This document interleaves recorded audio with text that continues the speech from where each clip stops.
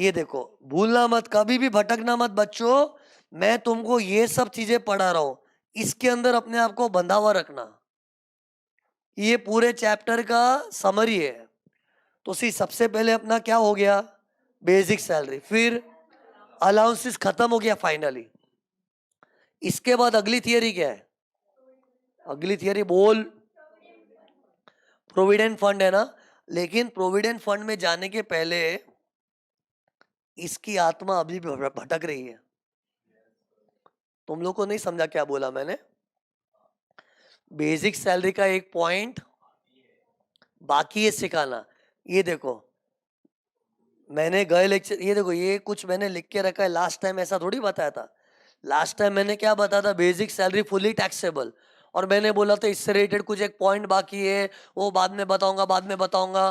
बस वो टाइम आ गया है, वो टाइम आ गया है बताने का।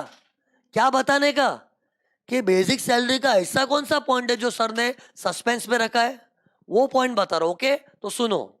सबसे पहले बेसिक सैलरी का रूल क्या है कि वो टैक्सेबल है। अब सुनो, हम लोग जब जॉब करते हैं ना, तो अपनी जो पगार होती है ना, उसमें कंपनी वाले कुछ ना कुछ काट पीट के अपने हाथ में एक छोटी अमाउंट देते हैं। जब नौकरी ज्वाइन की थी, बॉस ने बोला था, हाँ your monthly salary will B 10,000, 10,000 हाँ। लेकिन मंथ के एंड में जब पगार का चेक आया 7,000, और एम्प्लॉय पहली बार तो भड़क भी गया, ये क्या है बॉस 7,000, आपने 10,000 का पगार बोला था ना। तो बॉस समझाएगा, भाई तेरी पगार में से कुछ कुछ चीजें काटनी पड़ती है, तो ये सुना होगा ना। तो उसको लेके पॉइंट है। तो सी मैंने एग्जांपल बनाया है।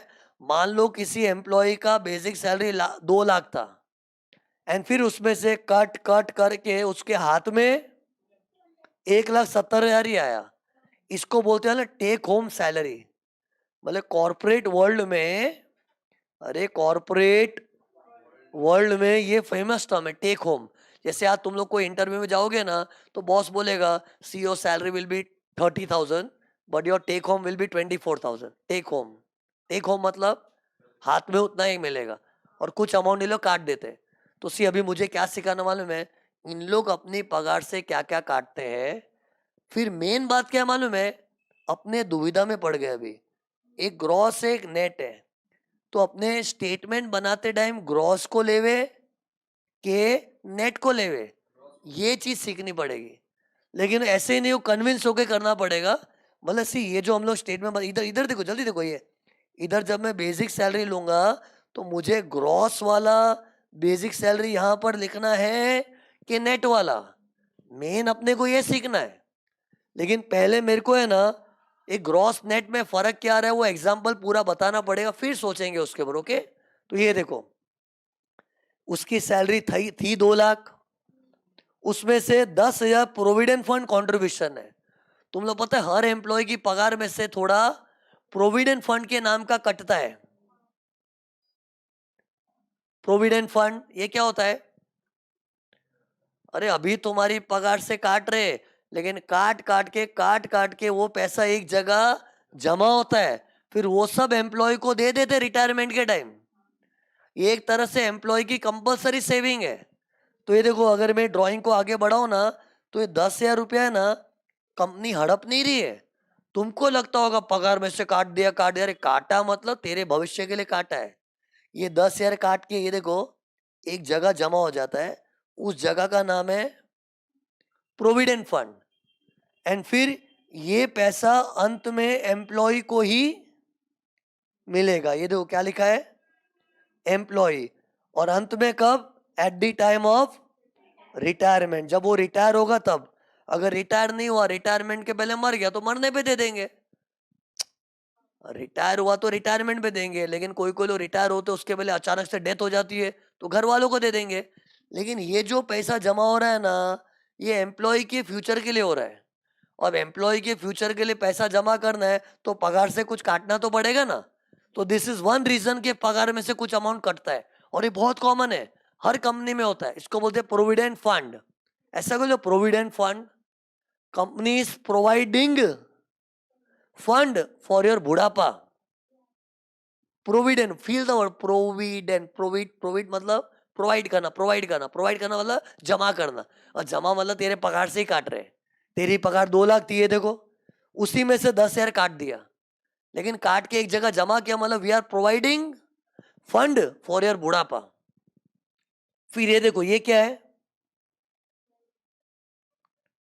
अरे हम लोग समझ रहे कि पगार मेरी कटी क्यों?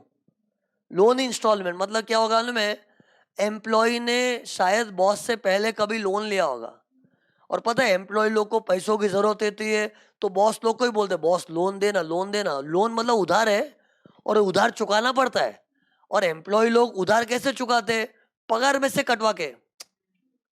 अरे आज मेरा एम्प्लॉय भी मुझसे 5-6 लाख रुपया लोन मांग लेगा, तो मैं उसको लोन तो दे दूंगा, जरूरत है ना बेचारे को, लेकिन वो लोन वसूलूंगा कैसे? अरे लोन वसूलूंगा कैसे? उसकी सैलरी में से टुकड़े टुकड़े में काट काट के वसूलूंगा। तो ये भी एक कॉमन परंपरा है, आए दिन एम्प्लॉय लोग को बॉस से लोन लेना पड़ता है, और बॉस लोग इतने अच्छे होते हैं, लोन दे देते हैं, लेकिन शाणे लोग वसूल भी लेते हैं।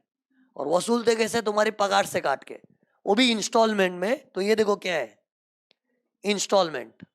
अरे मतलब ऐसा अज्यूम करो एम्प्लॉय ने कुछ 20 लाख का लोन लिया होगा, उसमें से 20,000 रुपया कट हुआ है, किस्तों में कट होता है। और अब ऑब्वियसली तेरा लोन का इंस्टॉलमेंट कटवाएगा तो हाथ में तो कम ही आएगा ना।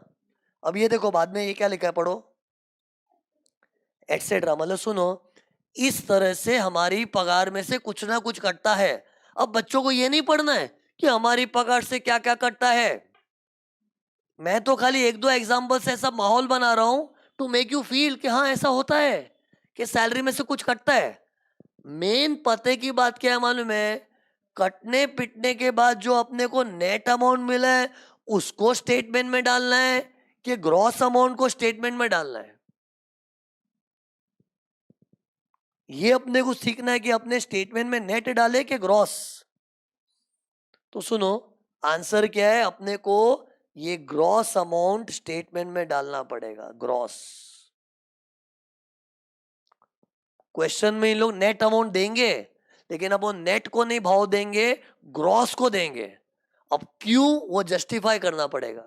मतलब ये देखो, इधर जो ये देखो ना जल्दी, इधर जब मैं अमाउंट लिखूंगा ना, ग्रॉस वाला अमाउंट इधर आएगा। मेरे एग्जाम्पल में ग्रॉस अमाउंट क्या था बताओ? 2 लाख। वो पूरा 2 लाख का अमाउंट इधर डालना पड़ेगा, लेकिन नेट अमाउंट मत डालना। क्यों बताओ?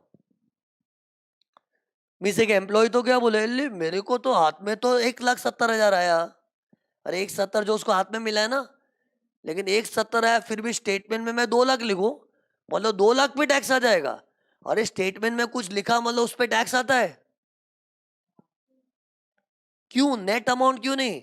जब मुझे मिली हाथ में 1,70,000, फील करो 1,70,000, तो 1,70,000 लिखने का ना, लेकिन स्टेटमेंट में पूरा ग्रॉस लिखना पड़ता है।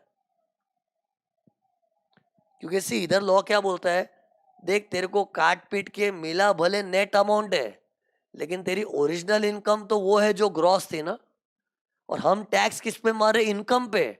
और इनकम तो वो है जो ओरिजिनली ग्रॉस के रूप में थी, और तेरे को उस पर टैक्स भरना पड़ेगा।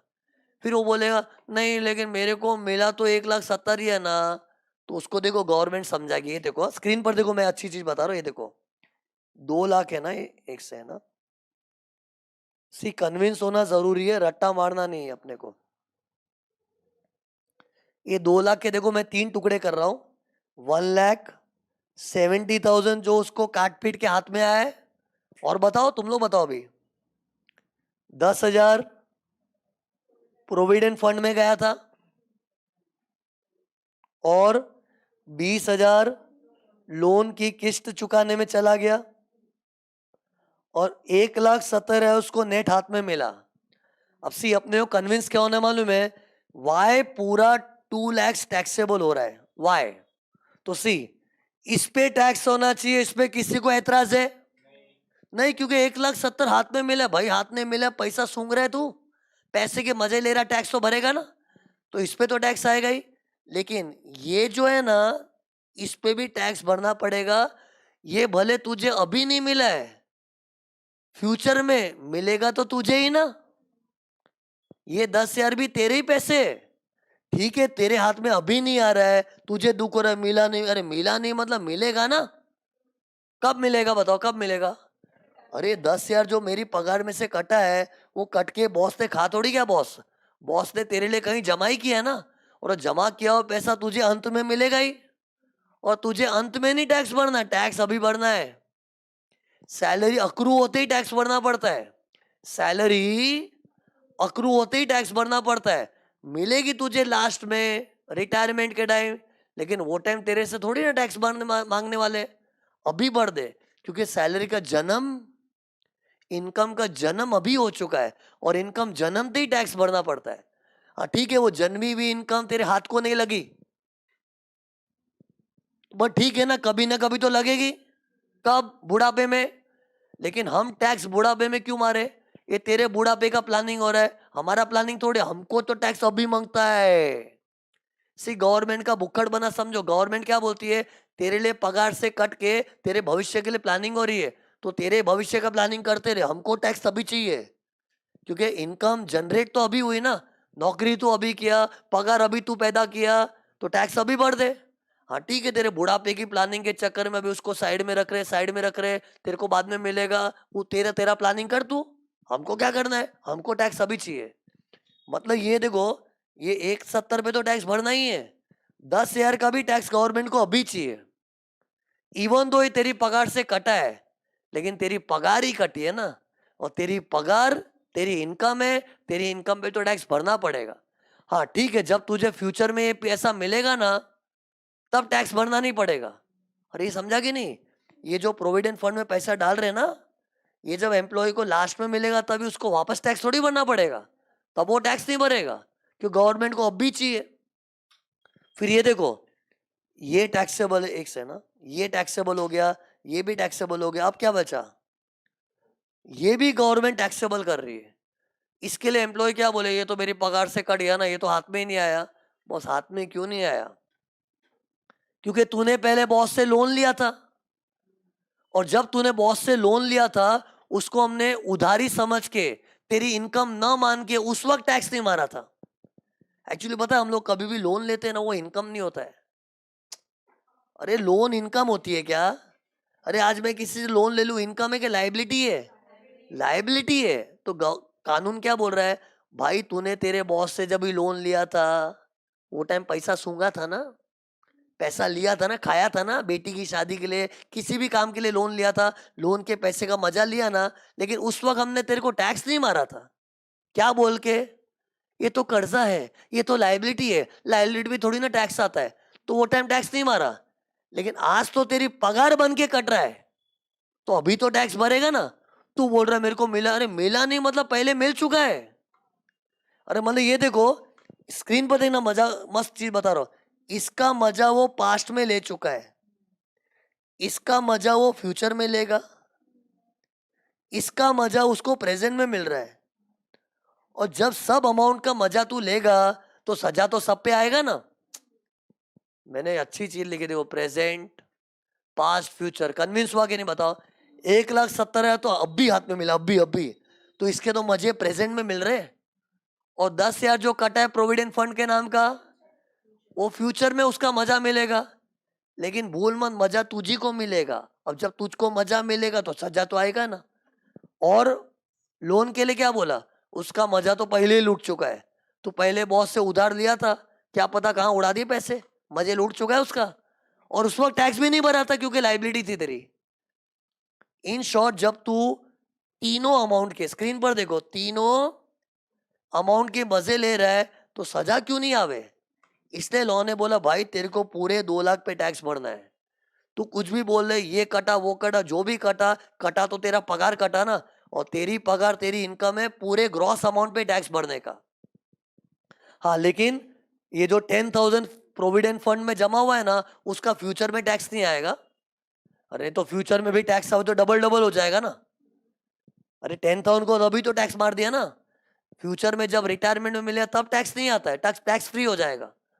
और लोन जब पहले एडवांस में लिया था बॉस से, उस वक्त भी टैक्स नहीं आया था। In short, I was just convincing you के व्हाई ग्रॉस अमाउंट को अपने को लेना पड़ रहा है। एक लेमैन को लगता है अपने को तो 170 मिला, 170, पब्लिक को लगता है कि 170 पे टैक्स आवे। क्यों 170?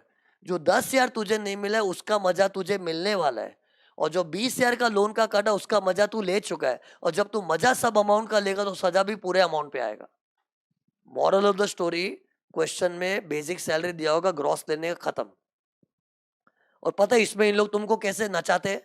इन लोग की स्टाइल बताऊं? ग्रॉस अमाउंट देंगे नहीं, ऐसा बोलेंगे उसका नेट पगार इतना था कटा पिटा हुआ, फिर बोलेंगे उसकी पगार में से ये काटा था, वो काटा था, ये काटा था, वो काटा था, और एक नेट अमाउंट दिया तो क्या करेंगे? नेट है ना, उसमें जो भी कटा है ना, ऐड ऐड ऐड करके ऐड बैक कर दो। अरे मतलब रिवर्स, ये देखो ना, मुझे 1,70,000 से रिवर्स जाना है 2 लाख पे, तो क्या करूंगा? सब ऐड बैक कर दूंगा। क्या बोलते हैं? Add back. सी कटी हुई चीज को वापस जोड़ते हैं तो क्या बोलते हैं? वापस मतलब ऐड बैक। मतलब ये इन लोग का स्टाइल है सम बनाने का, कि मतलब देंगे नेट, अब बुद्धि लड़ा। और कितने लोग की बुद्धि, चलो तुम लोग तो डीपली पढ़ रहे हो ना, कितने लोगों को समझता ही नहीं, वो लोग क्या नेट दिया तो नेट ही डाल देते। लेकिन अपने तो पढ़े हुए, नेट दिया है तो बुद्धि लड़ाना, नेट है तो उसमें जो कुछ भी पगार से कटा है ना ऐड कर दो। और अपने को ये भी नहीं रटना है कि पगार में से क्या क्या कटता है। अरे ये तो मैंने 2 एग्जांपल ले लिया, प्रोविडेंट फंड और लोन इंस्टॉलमेंट का, ऐसा माहौल बनाने के लिए। बाकी तो क्वेश्चन में कुछ भी भलती चीज आ जाएगी, उसके पगार में से ये काटा, वो, उसमें घुसना ही मत। जो भी काटा है उसको नेट अमाउंट में ऐड ऐड ऐड करके ग्रॉस बना दो, एंड फिर स्टेटमेंट में देख ग्रॉस अमाउंट लिखने का। खत्म। बेसिक सैलरी की थियरी भी खत्म। गिनो क्या क्या हो गया है। बेसिक हो गया, अलाउंसेस हो गया। अब एक बड़ी थियरी आएगी प्रोविडेंट फंड के नाम की। तुम लोग को लगता है सर प्रोविडेंट फंड तो बता दिया ना बॉस, उसकी एक हल्की सी झलक दी थी मैंने अभी। अभी मेरे मुंह से कुछ प्रोविडेंट फंड वगैरह निकला था ना, सुन रहे ना ये लोग? मेरे मुंह से प्रोविडेंट फंड वगैरह निकला था, वो हल्का सा ग्लिम्स था। अब इसके ऊपर डीप रिसर्च होगा। ओके, ये देखो प्रोविडेंट फंड की मैंने सब तैयारी करके रखी है। देखो किधर गया किधर गया, देखो देखते ही देखते कितना पढ़ लिया। हाँ ये देखो मेरा प्लान, सुनो क्या है इधर, देखो सुनो। हाँ, पहले मैं बच्चों को, सुन इधर, मेरे को देखना पड़ेगा। प्रोविडेंट फंड का मीनिंग बताऊंगा, मीनिंग, फिर टाइप्स, फिर टैक्सेबल एग्जाम। प्लान समझ लो। कभी भी लंबे सफर पे आते हैं ना, अपने को प्लान समझ लेने का। ये लंबा जाने वाला है, लेकिन कितना भी लंबा जाऊं 3 चीज पढ़ाऊंगा। बताओ क्या? पहले प्रोविडेंट फंड होता क्या भाई, थोड़ा बहुत आइडिया तो हमको हमको और नॉलेज चाहिए। मीनिंग मीनिंग मीनिंग, फिर टाइप्स टाइप्स टाइप्स, फिर टैक्सेबल के एग्जाम, टैक्सेबल के एग्जाम। मेन वही बात है, लेकिन डायरेक्ट टैक्सेबल एग्जाम का बात नहीं कर सकता। तो पहले मीनिंग, ये देखो मीनिंग तैयार है। ये देखो, देख रहा मैं सब तैयारी करके, ये दिख रहा है, ये देखो ये मीनिंग है। इसकी एक बार झलक देख लो ना। मीनिंग, फिर ये क्या है? टाइप्स। टाइप्स का है चार्ट। फिर आगे टैक्सेबल एग्जाम, सब तैयारी करके रखी है मैंने। तो अभी मीनिंग, तो मीनिंग सी ड्राइंग में देख के सब समझ जाएगा। ये देखो भाइयों तथा बहनों, देखो मुझे, प्रोविडेंट फंड में ऐसा है ना, थोड़ा तो अपनी पगार से काटते हैं ये लोग, एंड थोड़ा बॉस भी अपनी जेब से जमा करता है। बोलो ये बात कितने लोग को मालूम नहीं है? अपनी पगार से कटता है वो तो सुना है। हाँ सुना है, प्रोविडेंट फंड का कुछ पगार से काटते हैं वो लोग। पापा का भी प्रोविडेंट फंड कटता है, सुना है, पापा का सुना है। लेकिन जितना पगार से कटता है ना, उतना बॉस भी अपनी जेब से जमा करता है। और जो बॉस जमा करता है उसको बोलते हैं एम्प्लॉयर्स कॉन्ट्रीब्यूशन, और तेरी पगार से जो कटता है वो एम्प्लॉई कॉन्ट्रीब्यूशन है। और कंट्रीब्यूशन क्यों बोलते हैं? हम कंट्रीब्यूट करके ऐसी जमा पूंजी जमा कर रहे हैं ना, ताकि बुढ़ापे में उसको काम आवे। तो टेल मी, प्रोविडेंट फंड में कौन कौन कंट्रीब्यूट करता है? एम्प्लॉई और एम्प्लॉयर। एम्प्लॉई का तो पगार से कट जाता है, बॉस को ये देखो, ये देखो, अलग से अपनी जेब से निकाल के डालना पड़ता है। ओके, तो ये देखो ड्राइंग में देखो, मैंने क्या एज्यूम किया, इधर देखो ना, देख इधर, एम्प्लॉय की मान लो बेसिक सैलरी कितनी थी? 5 लाख, और उसमें से 60,000 प्रोविडेंट फंड की तरफा कटा। और जो पगार से कटा, स्क्रीन पर देख, उसको क्या बोलते? देख क्या बोलते? एम्प्लॉईज कंट्रीब्यूशन बोलते, क्योंकि एम्प्लॉय की सैलरी से कटा है। लेकिन जितना उसकी सैलरी से कटा, यानी कि मेरे एग्जाम्पल में 60,000, उतना ही बॉस भी अपनी पॉकेट से जमा करता है। ये देख, बॉस की पॉकेट और बॉस से जमा किया। स्क्रीन पर देखो, ये रहा अपना बॉस, बॉस ने जमा किया, ये देखो ये कहाँ गया, वो डब्बे में चला गया पैसा। इसको बोलते हैं एम्प्लॉयर कॉन्ट्रीब्यूशन। और पता है, सुनो ये देखो ना, ये दिख रहा है ये provident fund, this is like a piggy bank की तरह है। अपने कैसे बचपन में पिगी बैंक में पैसा जमा करने का आदत था, तो इधर कंपनियों के बड़े बड़े पिगी बैंक होते हैं, स्टाफ के लिए पैसा जमा हो रहा है। लेकिन पता है ये पैसा ना ऐसे आइडल नहीं पड़ा रहता। अपने बचपन में जो पिगी बैंक बनाए थे ना, वो तो मम्मी ने छोटा सा वो दे दिया पिगी बैंक, उसमें जमा करके ऐसे ही पड़ा रहता था। लेकिन बड़ी बड़ी कंपनियां जो पैसा जमा करती है ना, उसको ऐसे आइडल नहीं छोड़ते, उसको इन्वेस्ट करते हैं। अरे करोड़ों की सेविंग से इधर सोच, हर महीने तेरी पगार से 80,000 काट रहे हैं, हर महीने बॉस भी जमा कर रहा है। और तू 20 साल अगर नौकरी किया तो 20 साल में कितना ज्यादा जमा हो गया होगा। तो इतना ज्यादा पैसा अपने आइडल थोड़ी छोड़ते। हाँ चलो, बचपन में तो हम लोग 1-1 रुपया 2-2 रुपया कॉइन करके जमा करते थे, वो ऐसे ही आइडल पड़ा रहता था।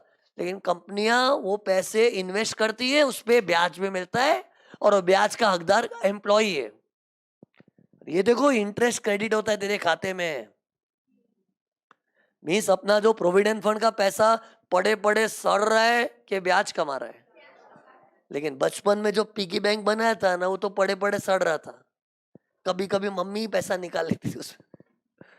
जैसे मैंने भी एक बार किया था, मेरे बेटे, ये तेरे बेटे को पिगी बैंक में तो 100 रुपया चाहिए, लेकिन निकाल रहा हूँ, अपने ही निकाल लेते। लेकिन जो भी ऐसे बड़े बड़े सड़ता है, वो थोड़ी कहीं इन्वेस्ट करते। बच्चों की पिगी बैंक तो छोटी सी होती है ना, लेकिन कंपनी के एम्प्लॉय का पैसा तो बहुत होता है, तो it is invested, and on that invested you get good interest also. और वो इंटरेस्ट भी खाते में जमा हो जाता है।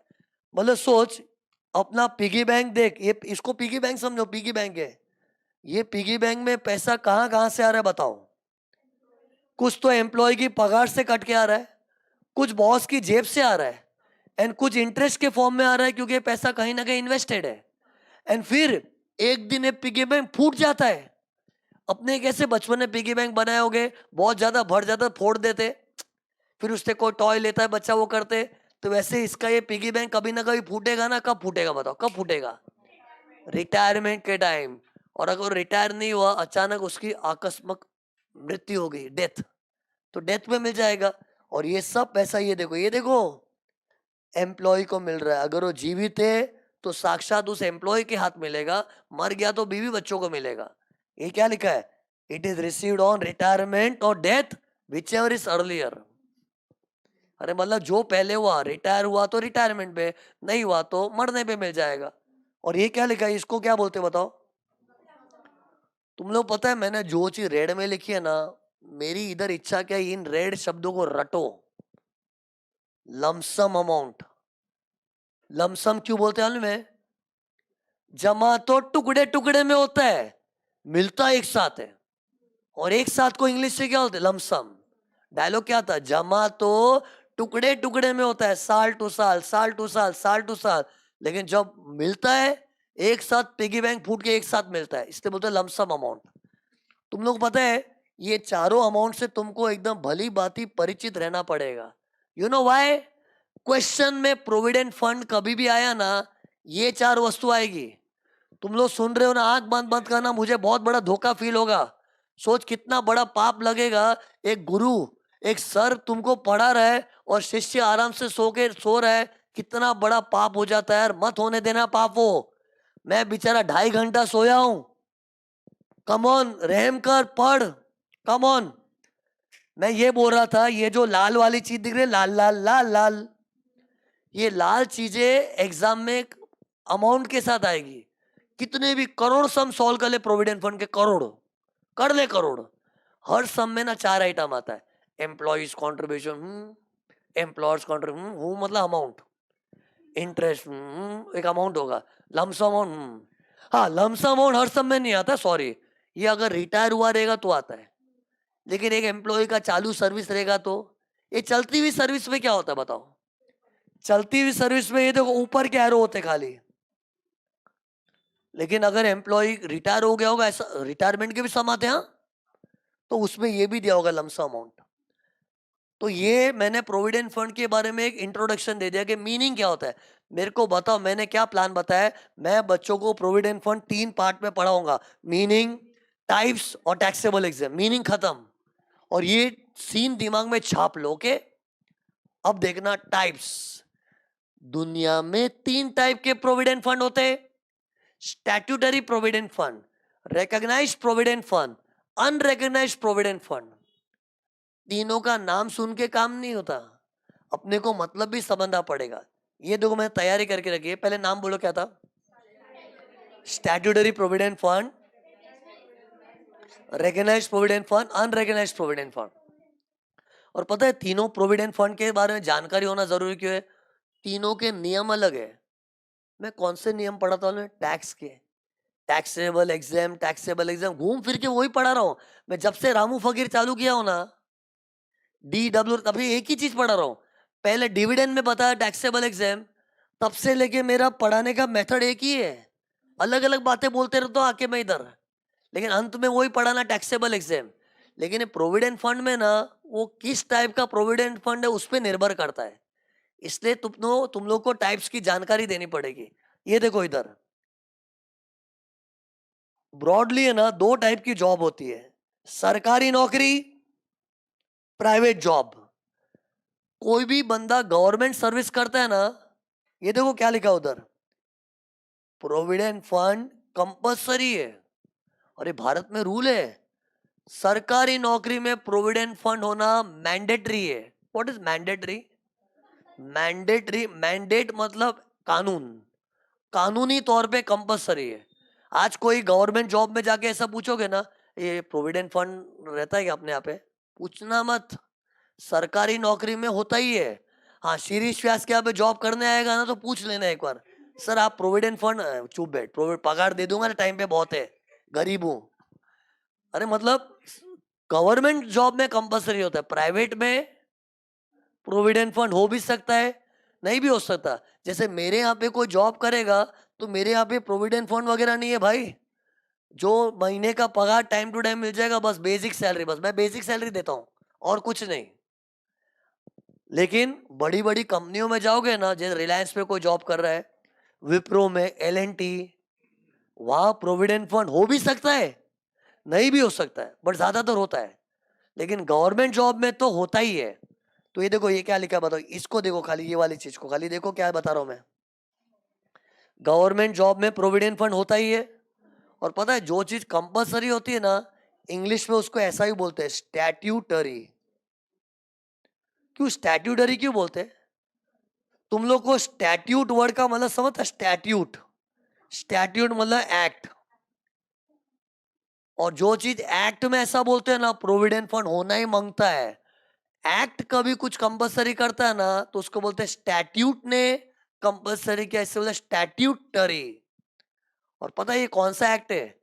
Provident fund act 1925। भारत में एक प्रोविडेंट फंड एक्ट 1925, उसमें बोला है कि सरकारी नौकरी में प्रोविडेंट फंड होना ही चाहिए। By the way provident fund का एक और एक्ट है, हाँ, एक 1925 और एक 1952। कोइंसिडेंटली नंबर उल्टा सीधा हो रहा है, 2552। अरे प्रोविडेंट फंड के 2 लॉ है, एक क्या है, प्रोविडेंट फंड एक्ट 1925, उसमें लिखा है सरकारी नौकरी में तो प्रोविडेंट फंड होना ही चाहिए, तो बस होता ही है, इससे स्टैट्यूटरी हो गया। और एक प्रोविडेंट फंड का एक्ट है, कौन सा, 1952, वो प्राइवेट वालों को गवर्न करने के लिए। लेकिन प्राइवेट वालों को क्या बोला है, देखो भाई आपको प्रोविडेंट फंड रखना है तो रखो, नहीं रखना तो मत रखो। तो अभी तो मैं नहीं रखता हूँ, मैं प्राइवेट वाला हूँ ना, prime mission, I am not keeping provident fund, but हो भी सकता है। ये देखो हो भी सकता है, नहीं भी हो सकता है, नहीं है तो जाने दो, और अगर हुआ तो उसमें 2 वैरायटी है।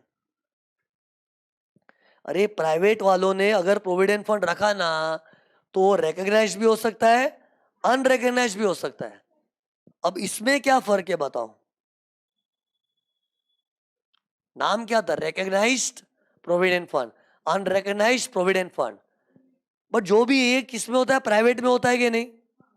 तो सी बेस्ट एग्जांपल है, ये देखो, मान लो मैं बॉस हूं, तुम लोग मेरे एम्प्लॉय हो, और मेरी प्राइम विजन की coaching class, it is a private sector, government थोड़ी, प्राइवेट हूं ना मैं। अब है ना, मैंने सोचा चल मैं प्रोविडेंट फंड रखूंगा, पहले तो रखना कोई जरूरी नहीं है, लेकिन मैंने रखने की सोचा। अब प्रोविडेंट फंड रखूंगा मतलब मुझे क्या करना पड़ेगा बताओ? तुम लोगों की सैलरी में से टाइम टू टाइम काट के जमा करना है। अरे ऐसे मैंने पिगी बैंक बनाया, मान लो पिगी बैंक है, तुम लोगों की पगार में से टाइम टू टाइम काट के जमा करो, फिर मैं भी अपनी जेब से जमा करूंगा। फिर ये जो फंड मनी होता है ना, इसको कहीं पर इन्वेस्ट करना पड़ता है।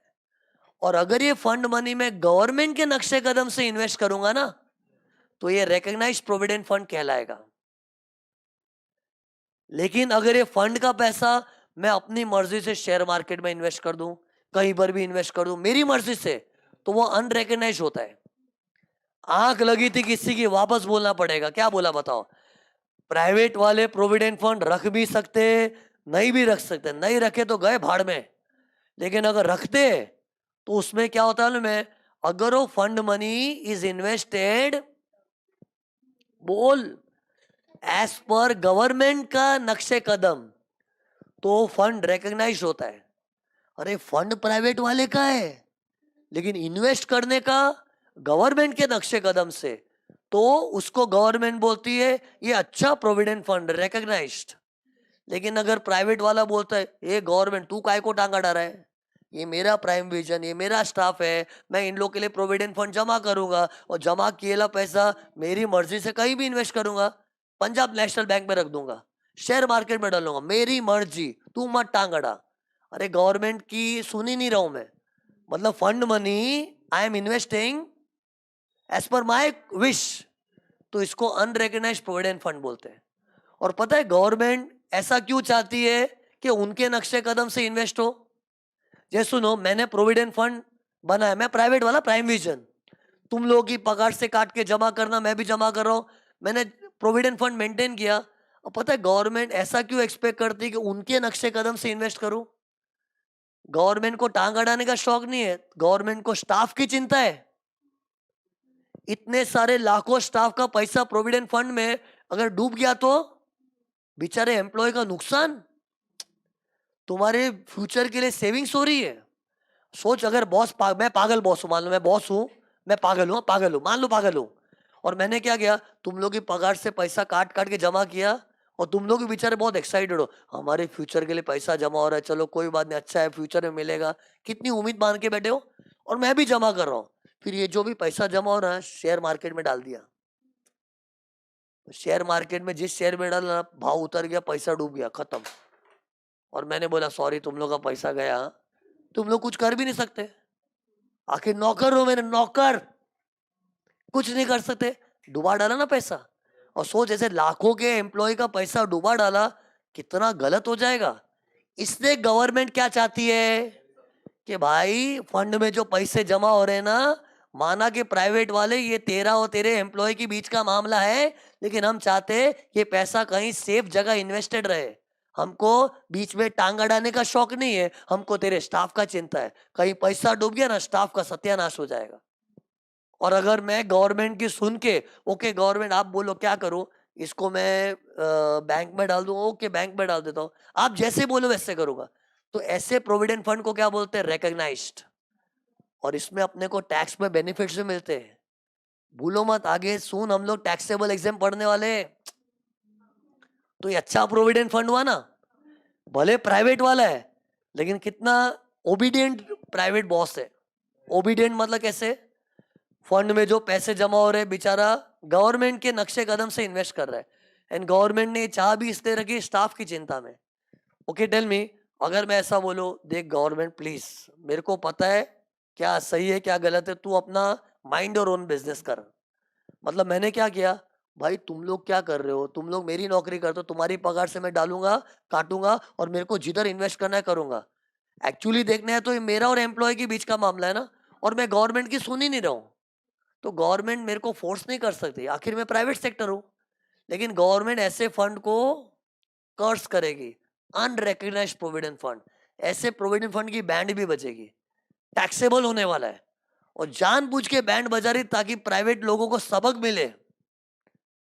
और सबक क्यों सिखाना है? अरे ताकि मनमानी करके पैसा स्टाफ का डुबावे नहीं ना यार, वो चिंता में सोच रहे हम लोग, है ना। कोई नॉक किया था? नहीं, मेरे को लगा टाइम हो गया, कोई नॉक कर रहा है ऐसा लगा, ऐसा चला। अरे तो मेरे को बताइए इन दोनों में डिफरेंस क्या है बताओ।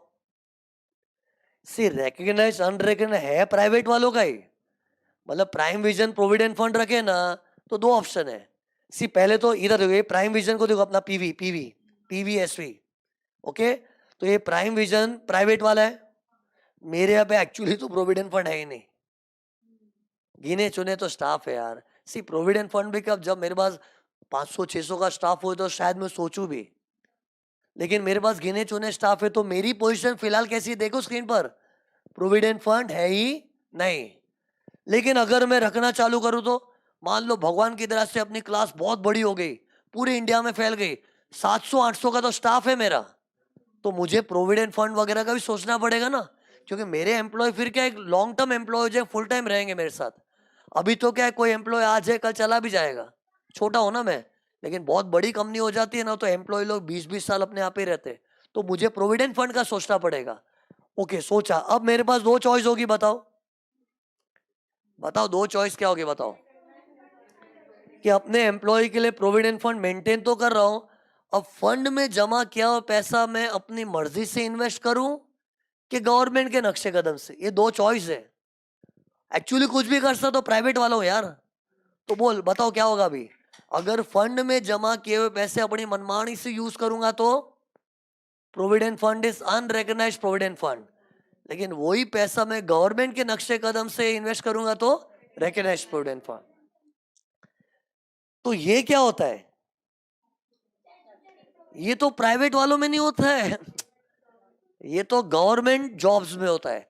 जैसे एग्जांपल बताऊं, मेरा एक फ्रेंड है, मेरा फ्रेंड है सगा फ्रेंड, वो बैंक ऑफ बड़ौदा में जॉब कर रहा है, और बैंक ऑफ बड़ौदा मालूम है नेशनलाइज्ड बैंक है, सेंट्रल गवर्नमेंट की है। तुम लोगों ने सुना होगा nationalised bank, nationalised banks means banks owned by government.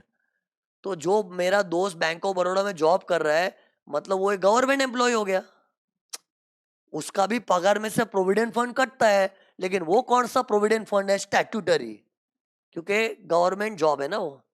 C government job मतलब समझना होता है, खैर तुम लोग को तो क्वेश्चन में दिया हुआ रहेगा, लेकिन ये जो कोई स्टेट बैंक ऑफ इंडिया में जॉब कर रहा है, कोई बैंक ऑफ बड़ौदा, ये सब नेशनलाइज्ड बैंक्स क्या होता है, गवर्नमेंट जॉब ही तो है, उधर स्टैट्यूटरी प्रोविडेंट फंड होता है। जैसे मेरा एक दोस्त है, एक दोस्त तो नहीं रिलेटिव है, वो इनकम टैक्स में जॉब करता है, इनकम टैक्स ऑफिस में जॉब करता है। अरे इनकम टैक्स ऑफिस देखिए किधर है, बीकेसी में, बैंड्रा कुर्ला कॉम्प्लेक्स में इनकम टैक्स ऑफिस है, उधर ही जॉब करता है, तो वो भी सरकारी नौकरी है। तो जो भी सरकारी नौकरी करता है ना, तो वहां तो प्रोविडेंट फंड होता ही है, और उसको बोलते हैं स्टैट्यूटरी प्रोविडेंट फंड। ये तीन चीज क्लियर होनी चाहिए, नहीं तो आगे बढ़ना मुश्किल हो जाएगा भाई। क्लियर है, स्टैट्यूटरी प्रोविडेंट फंड का थॉट ही कब आना, सुनते ही समझना चाहिए ये सरकारी जॉब है तेरी यार, या फिर कोई बोले मेरा गवर्नमेंट जॉब है, समझ जाओ स्टैट्यूटरी प्रोविडेंट फंड है। कोई बोले प्राइवेट में जॉब कर रहा हूं, तो देखना पड़ेगा, वो अपने को नहीं मालूम पड़ेगा। जैसे कोई बोले मैं तो विप्रो में जॉब, विप्रो प्राइवेट है, बोले मेरी तो विप्रो में नौकरी है, अच्छा मैं उधर सॉफ्टवेयर इंजीनियर हूँ, अच्छा जॉब कर रहा हूँ, तो ठीक है फिर उधर प्रोविडेंट फंड होगा, लेकिन शायद नहीं भी हो सकता है, ये देखो नहीं लिखा है, नहीं हो भी सकता है, और मोस्टली विप्रो जैसी बड़ी कंपनी में तो होगा ही ना यार। लेकिन फिर वो रिकग्नाइज्ड है कि अनरिकग्नाइज्ड वो नहीं पता चलता, वो तो किस पे डिपेंड करते, अगर विप्रो वाले स्टाफ के फंड का पैसा बोल गवर्नमेंट के नक्शे कदम से इन्वेस्ट करेंगे तो रिकग्नाइज्ड, वरना अनरिकग्नाइज्ड। और एक बात बताओ, मेजॉरिटी बड़ी बड़ी नामचीन कंपनियां होती है ना, वहां यही होता है। ये तो पढ़ाते टाइम यूपीएफ भी पढ़ाना पड़ता है, लेकिन रेयरली होता है। आज बताओ विप्रो हो गया, एलएनटी हो गया, और कोई नाम बोलो कंपनी हो गया, रिलायंस हो गया, ऐसे बड़ी बड़ी जो कंपनी है, जेडब्ल्यू मैरियट हो गए, होटल्स हो गई, बड़ी बड़ी कंपनियां, वो लोग थोड़ी यूपीएफ रखते हैं, वो लोग आरपीएफ ही रखते हैं। मतलब वो लोग जो स्टाफ का फंड का, कि वहाँ स्टाफ भी तो बहुत होता है ना यार, तो उन लोग को भी स्टाफ का पैसा डुबाने का शौक थोड़ी है यार, वो लोग भी सिस्टमेटिकली पैसा गवर्नमेंट के नक्शे कदम से इन्वेस्ट करते हैं। That's why it is recognised provident fund. कहना ये चाह रहा हूं कि ये ज्यादा पॉपुलर है क्या, ये रेयर होता है अनरिकग्नाइज्ड प्रोविडेंट फंड। करना क्या है सबका, ये सब दुनियादारी कर रहे हैं हम लोग, क्या करूँगा। यस अब देखो दिमाग अपने आप चलेगा, कॉमन सेंस से सोचना। मेरे को बताओ अगर मैं गवर्नमेंट हूं, तो मेरे लिए सबसे अच्छा कौन, मीडियम कौन, गंदा कौन, इससे तो मुझे बेहद प्यार है। मैं गवर्नमेंट हूँ, इनकम टैक्स वाला हूं, क्यों इससे प्यार है, अरे ये तो गवर्नमेंट जॉब वाले लोग हैं, एंड गवर्नमेंट जॉब मतलब स्टैट्यूटरी प्रोविडेंट फंड, तो इससे कानून फुल्ली खुश है, और फुल्ली खुश फुल्ली एग्जेम्प्ट। लेकिन इनसे गवर्नमेंट पार्टली खुश है, पार्टली नाराज है। नाराजगी इस बात की, प्राइवेट वाले प्राइवेट वाले अरे गवर्नमेंट का प्राइवेट वालों से 36 का आंकड़ा होता ही है ना। आज गवर्नमेंट प्राइवेट वालों को तो पराया समझती है, प्राइवेट वाले रिलायंस विलायंस प्राइवेट प्राइवेट, तो प्राइवेट वाले देख के थोड़ा अच्छे नहीं लगते।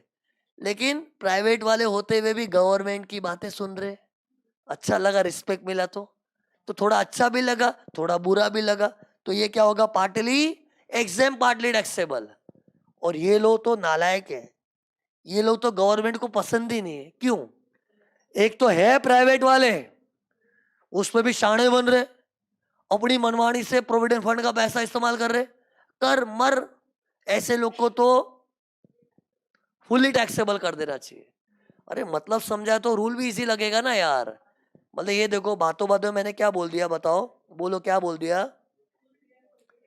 ये होगा फुल्ली एग्जाम, क्योंकि गवर्नमेंट इनसे है भी फुल्ली खुश। अरे ये तो अपने हैं, अपनों से क्या लेना क्या देना, अपने तो अपने हैं। अपने क्यों बोले, रूल बनाने वाले भी गवर्नमेंट, और ये है भी सरकारी नौकरी, तो फुल्ली एग्जाम। फिर आरपीएफ में क्या होना चाहिए, फुल्ली एग्जाम के पार्टली पार्टली। हाँ, partly exam partly tax. Taxable क्यों किया, प्राइवेट वाले वो अपने हैं कि पराये हैं, परायों से तो लेना होता है। लेकिन थोड़ा एग्जाम भी किया, क्योंकि वो लोग कहीं ना कहीं गवर्नमेंट की रिस्पेक्ट कर रहे, हमारे नक्शे कदम से कर रहे हैं ना, तो पार्टली एग्जाम पार्टली टैक्सेबल। तो ये देखो क्या हो जाएगा, पार्टली एक से ना,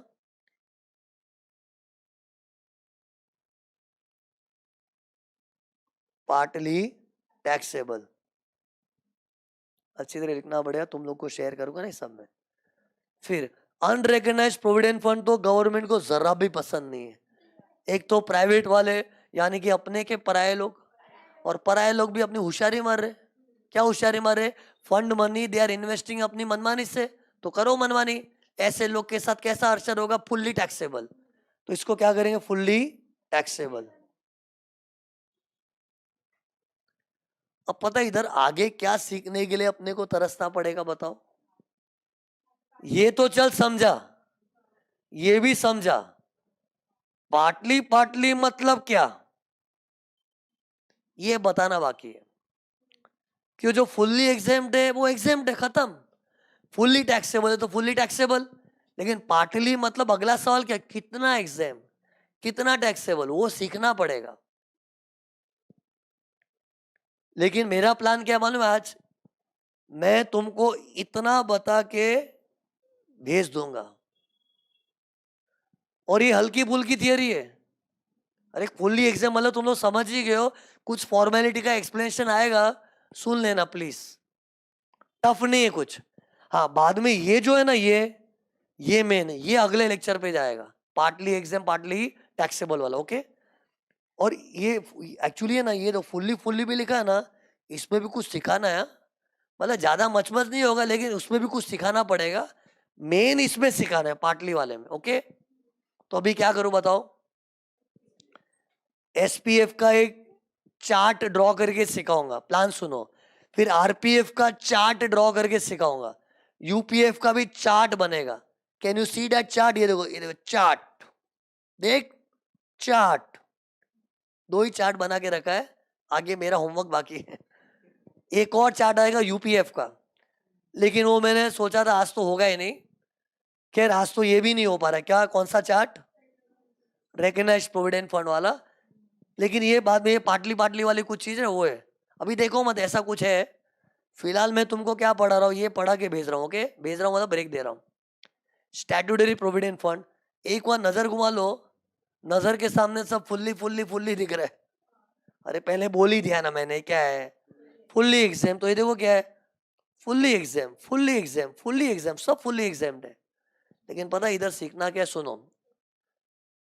एक है ना, एक क्वेश्चन जैसा माहौल बना दो, ये देखो, प्लीज देखो इधर।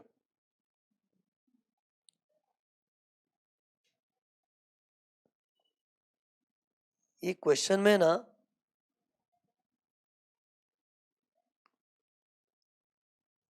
क्या देते हैं देखो,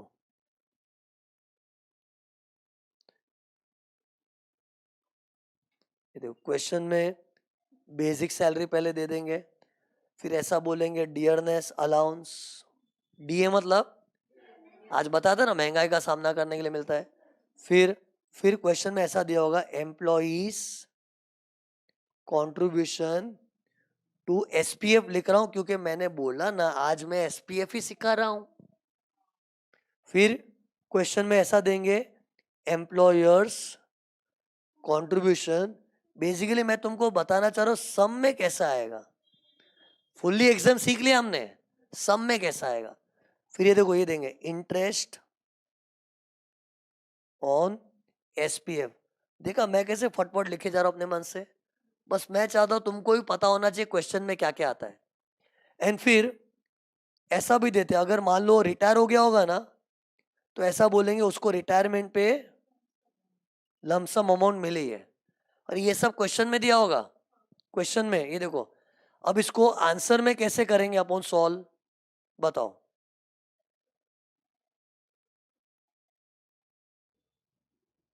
ये क्वेश्चन है, ओके। अब इधर साइड में मैं क्या कर रहा हूं, आंसर।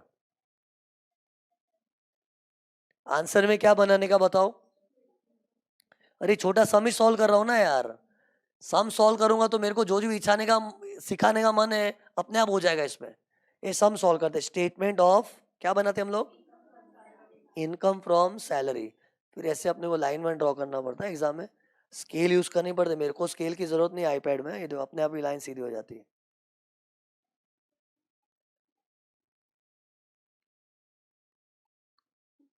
एक इनर कॉलम बनता है और एक आउटर कॉलम, है ना। फिर सॉल्व करते सम, क्या करेंगे, सबसे पहले क्वेश्चन में पूरा सम ही सॉल्व कर रहा हूं। सबसे पहले क्या दिया है, बेसिक सैलरी, तो ये दो लिखते आता हूं, बेसिक सैलरी। और बेसिक सैलरी के लिए मैंने क्या बताया था, टैक्सेबल के एग्जाम, टैक्सेबल, अरे अपने को हर दी हुई चीज के लिए टैक्सेबल एग्जाम का फैसला करना है, तो बेसिक सैलरी बताया ना टैक्सेबल। और उल्टे का आज एक नया नॉलेज मिला है कि उसमें ध्यान देने का नेट वेट नहीं ग्रॉस लेने का, लेकिन अपने सब में देखो बेसिक कुछ बोला है नेट ग्रॉस, कुछ नहीं बोला हो ना, तो ऐसा मान के चलो कि वो ग्रॉस ही है, वो ज्यादा होशियारी नहीं मानने का, नॉलेज दिया मतलब जबरदस्ती लेके मत बैठ, कुछ नहीं बोला तो ग्रॉस ही है। हाँ अगर नेट दिया होता तो उसके पगार में से जो कुछ भी काटा है उसको जोड़ देते ग्रॉस कर देते, लेकिन एक ग्रॉस ही दिया है तो ठीक है। फिर क्या करूंगा, इसका आउटर कॉलम में अमाउंट लिख दूंगा, एक बार मैं अमाउंट नहीं दे रहा हूं, ठीक है ना, समझ गया हो तो, वो अमाउंट लिख दिया टैक्सेबल। फिर आगे क्या दिया है, हाँ डीए, हाँ अब डीए आते सोचना चाहिए अरे ये तो अलाउंस है ना, तो सर ने कुछ अलाउंस का चार्ट दिया था, क्या था वो, टीसी हट, टीसी उधर, उसमें रहेगा तो एग्जाम वरना टैक्सेबल। तो चल डियरनेस अलाउंस को ढूंढता हूं, क्या डियरनेस अलाउंस टीसी हट में था, टीसी उधर में था, नहीं, तो अपने चार्ट के हिसाब से बोल जल्दी, किधर, नहीं ऐसे वो वर्ड सुनना है मुझे, किधर आया, रिमेनिंग अलाउंस फुल्ली टैक्सेबल। हाँ एचआरए के फॉर्मूला में डीए का जिक्र हुआ था, एचआरए के फॉर्मूले में डीए का जिक्र हुआ था, डीए का इस्तेमाल हुआ था कैलकुलेशन में, लेकिन उसका इस्तेमाल किया था, बट डियरनेस अलाउंस खुद एक आइटम है इनकम की, वो तो अपने कोडवर्ड में नहीं था, तो फुल्ली टैक्सेबल। ओके टैक्सेबल है तो बताओ इधर सॉल्व करते हैं, बताओ क्या करूं इसको,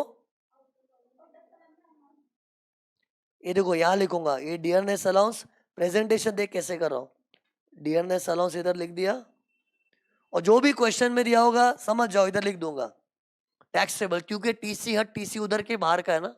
फिर आगे देखो क्या दिया है, हाँ अब देखो मेरा एक्चुअली मकसद क्या था ना बच्चों, मेरी फीलिंग समझो, टैक्स बाद में समझना, पहले मेरी भावनाओं को समझना।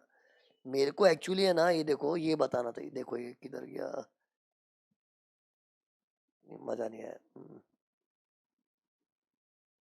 मुझे इसका इफेक्ट तुमको सिखाना है, किसका, employees contribution employers contribution, interest और लमसम। मतलब ये चार चीज को प्लीज देखो यहां कैसे दिखाऊं, ये मेरे को सिखाना है, फिर तुम लोग फ्री आज के लिए। अरे मोटा मोटी अपने को मालूम है फुल्ली एग्जाम। अरे पहले इसमें नजर गई कि नहीं, हाँ यार ये तो सब एसपीएफ दिया है, और सर ने तो एसपीएफ का क्या बताया था, क्या बताया था, ये देखो सर खड़ा है सामने, झूठ मत बोल देना, सर ने बताया था, ये देखो फुल्ली एग्जाम बोला था ना। लेकिन पता है क्वेश्चन में इन लोग है ना, ये चार चीज अलग अमाउंट की तरह देते हैं। अपने प्रोविडेंट फंड में चार ही तो ट्रांजेक्शन होते हैं। क्या ट्रांजेक्शन होता है, थोड़ा एम्प्लॉय की पगार से कट के आता है, थोड़ा बॉस जमा करता है, थोड़ा इंटरेस्ट मिलता है, फिर लमसम अमाउंट। ये चारों ट्रांजेक्शन तुम लोग ने गौर किया, सब में मैंने चारों चीज डाल दी, देख इधर। अब देखो ये चारों का इफेक्ट, हाँ मेरे को बताओ, एम्प्लॉयज कंट्रीब्यूशन के लिए मैंने क्या लिखा है, इग्नोर। मतलब क्वेश्चन में दिखेगा, भाव भी मत देना उसको, जस्ट इग्नोर इट।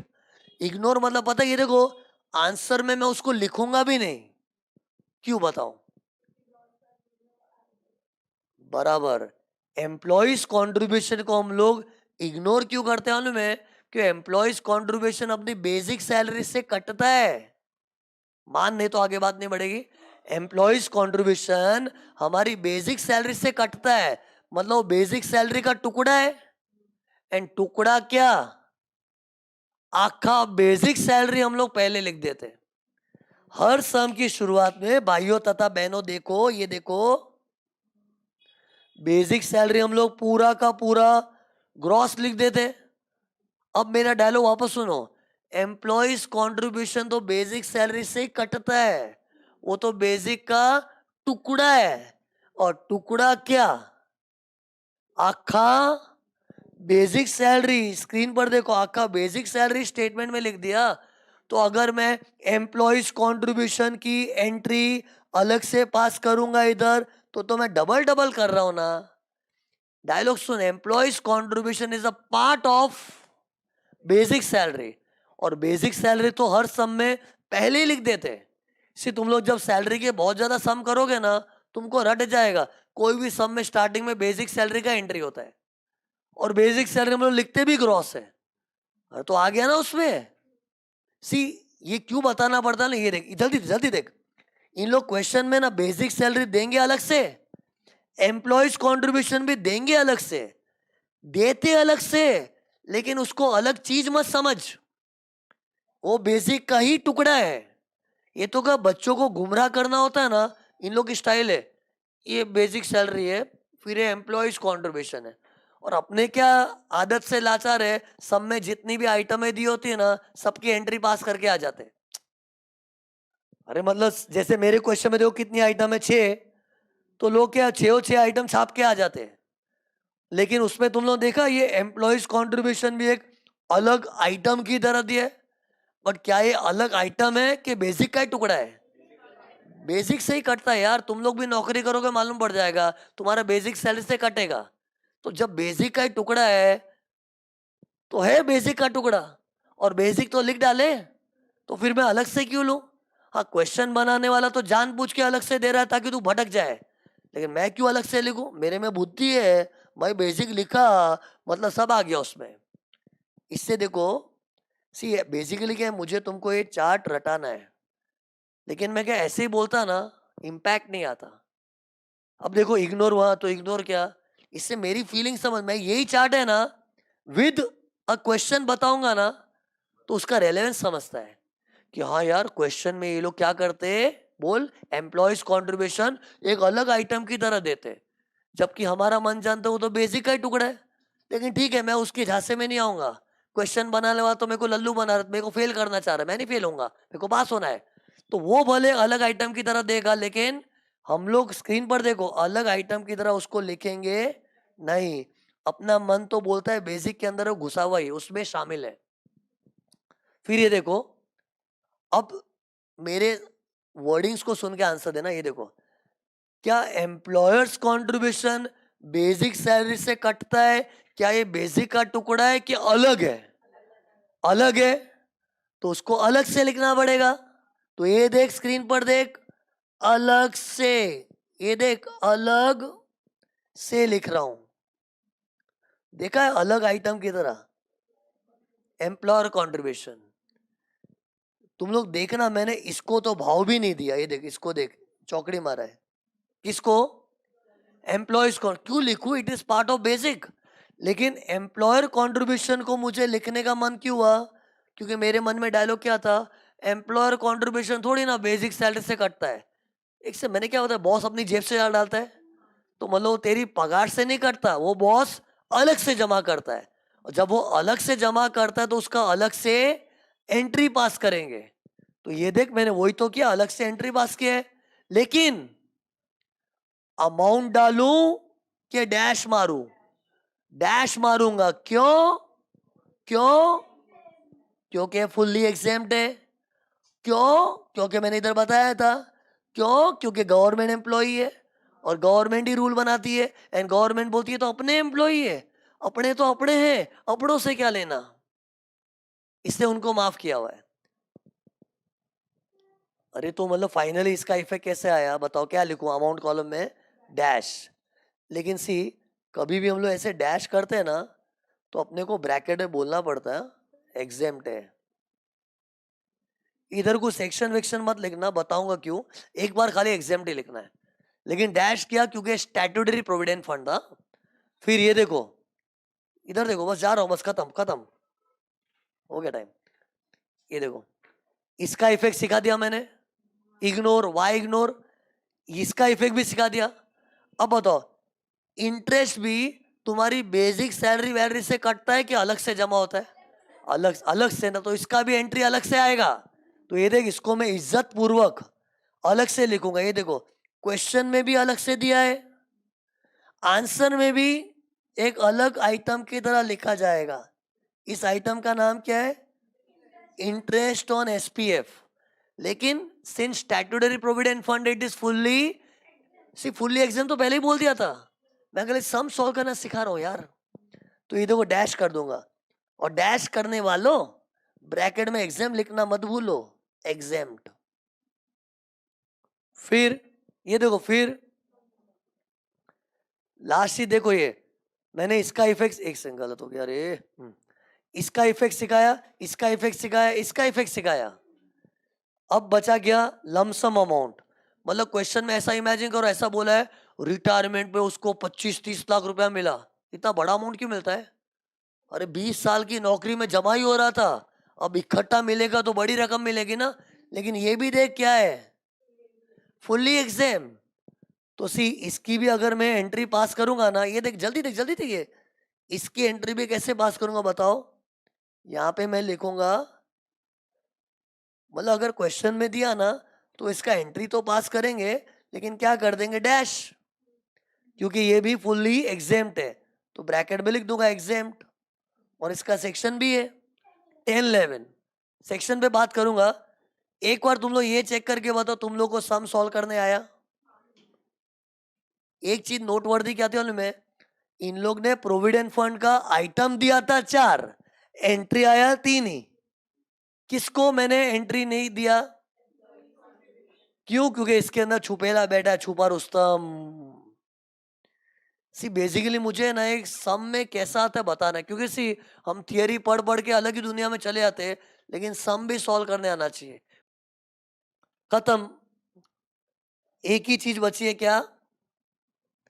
इसके सेक्शन के ऊपर एक्सप्लेनेशन देना है। क्या एक्सप्लेनेशन मालूम है? सर 10-11 तो पीपीएफ का था यार, ये कैसे आ गया यार?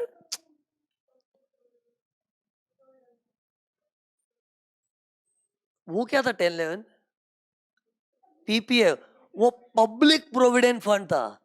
वो तो आम आदमी भी बैंक में पीपीएफ का खाता खोल सकता है, लेकिन ये पब्लिक का है कि जॉब वालों का? ये जॉब वालों का है। बट सुनो, एक बात बताओ, पब्लिक प्रोविडेंट फंड, एक पीपीएफ अकाउंट कहाँ खुलता है मालूम है क्या तुम लोगों को? पोस्ट ऑफिस में भी जा सकते, बैंक में भी जा सकते। लेकिन पीपीएफ अकाउंट तू बैंक में खोल के post office, actually it is a government account, and statutory provident fund भी गवर्नमेंट सर्विस में होता है। भले दोनों में जमीन आसमान का फर्क है, कॉमन गवर्नमेंट है उसमें, इससे सेक्शन कॉमन है। जब किसी पीपीएफ अलग है रे, पीपीएफ तो क्या, मेरे बेटे का भी पीपीएफ अकाउंट है, लेकिन मेरा बेटा को जॉब वॉब करता है नहीं। स्टैट्यूटरी प्रोविडेंट फंड तो नौकरी की दुनिया में होता है, और पीपीएफ तो आम आदमी का जनरल अकाउंट है। ऐसे दोनों अलग ही चीज है। कॉमन चीज क्या है? स्टैट्यूटरी प्रोविडेंट फंड भी सरकारी नौकरी में होता है, और पीपीएफ भी बैंक में अकाउंट खोलते हैं ना, वो गवर्नमेंट का ही अकाउंट है। तो because of the common thing government, section is common 1011। But इसमें ये मत समझना सर ने कुछ रॉन्ग पढ़ा है। रॉन्ग काय का पढ़ाऊंगा, पागल हूं रॉन्ग पढ़ाऊंगा? कोइंसिडेंटली पीपीएफ का भी सेक्शन 1011 था, और ये क्या था, स्टैट्यूटरी प्रोविडेंट फंड का सेक्शन भी 1011 है, कि ये भी तो सरकारी नौकरी में होता है, और पीपीएफ भी तो सरकारी अकाउंट है। लेकिन पीपीएफ जॉब वालों का नहीं होता है, जनरल पब्लिक का अकाउंट होता है वो। एक्चुअली सी इधर मैंने सेक्शन नहीं लिखा है ना, इधर भी हम लोग चाहिए तो 1011 लिख सकते हैं, लेकिन एक्ट में इसके लिए सेक्शन नहीं बोला है, लेकिन वो 1011 में ही है। एक्चुअली एक्ट में इसका ही बोला है, ये सब का कुछ बोला ही नहीं है, ये सब चीज का क्वेश्चन में आता है, इसलिए बच्चों को बताना पड़ता है। पर फिर भी कोई लेने सेक्शन तो होना चाहिए ना, हाँ ले ले बस, तू 1011 लिख देगा ना, तो कोई इन लोग रॉन्ग नहीं बोलेंगे, राइट ही हो, technically it is right. But मैं अपने नोट्स में उधर सेक्शन नहीं दूंगा, मैं तो लमसम अमाउंट जब आएगा नहीं दूंगा, नीचे ही दूंगा, लमसम दिख रहा है उसमें 1011 बताऊंगा, बस खत्म। आज मैंने देखो प्रोविडेंट फंड में ये देखो 3 चीज पढ़ानी थी, मीनिंग, मीनिंग पढ़ा दिया था, ये देखो इधर देख स्क्रीन पर देखे मीनिंग था। फिर मैंने टाइप्स पढ़ा दिया था, फिर टैक्सेबल एग्जाम की स्टोरी में 3 थियरी है, एसपीएफ आरपीएफ यूपीएफ, उसमें एसपीएफ का चार्ट खत्म हो गया। अगले लेक्चर में आरपीएफ का चार्ट होगा, फिर यूपीएफ का चार्ट होगा, तब जगह प्रोविडेंट फंड की थियरी समाप्त। सी लेंदी तो है, लेकिन एक बात बताऊं, सैलरी जैसा चैप्टर, बिजनेस जैसा चैप्टर हो गया ना, मतलब बहुत बड़ी चीज, ऑलमोस्ट मतलब 40% हो गया ऐसा बोलते हैं इनकम टैक्स का। ये बड़े बड़े चैप्टर है, लेकिन इसमें कवरेज भी काफी हो जाता है। जाओ revise and come, revise and come, please revise and come, please come on time, please don't ignore me, okay.